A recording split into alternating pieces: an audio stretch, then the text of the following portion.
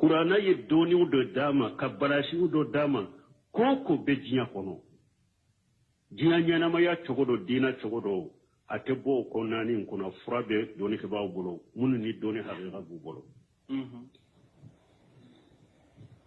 parce que hada madem fule odi ya to ni doni ke bawo kote kana doni ke bawo ka kuma na donna ko karasa doni ke bawo nya fantanani anyona doni ke bawo ye shera kena ka doni no ye kuma minfo e kana nyoni direti tede anyanyi ni folo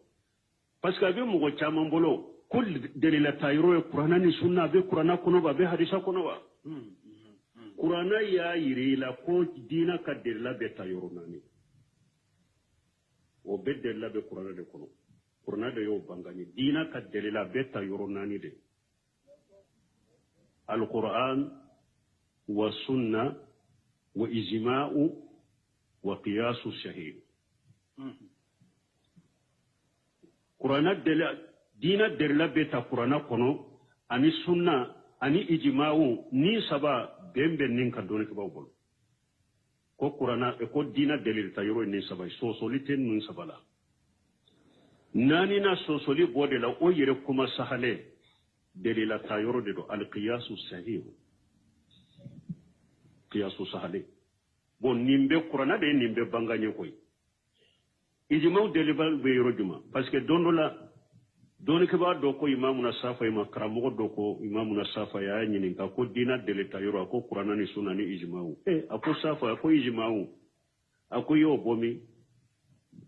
ako delila nyini qur'ana kono de nimba iranna ko ijma'u ye delila de sino mbi bugo foki bana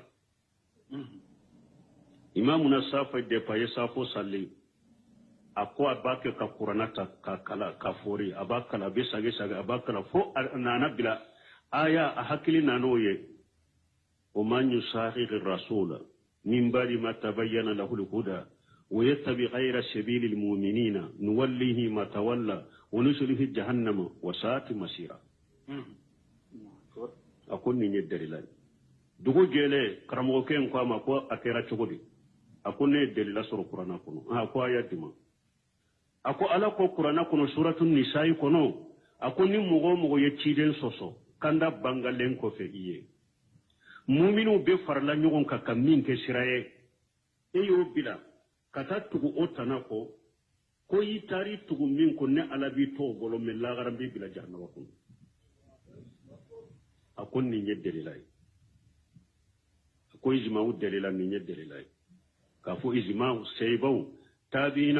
tabi'inaw nu farla minka o yeddelila de qur'ana da ya fawye qiyasu koni delate ba qur'ana kono saka kunu alabe saka kunu misaliya fo sanji na tirila mundo qiyasu de do saka kunu na balla ba ta manseta sanji na chogola ni dugu kolo fare chogola qiyasu delila de do o fengo fembe qur'ana ko ani tide nyere qiyasu ke hadisa salihun nana don nana cide masallallahu alaihi wasallam akon ne yere jemaye muso ye jemaye ne dembe jema ne muso nye dendo soro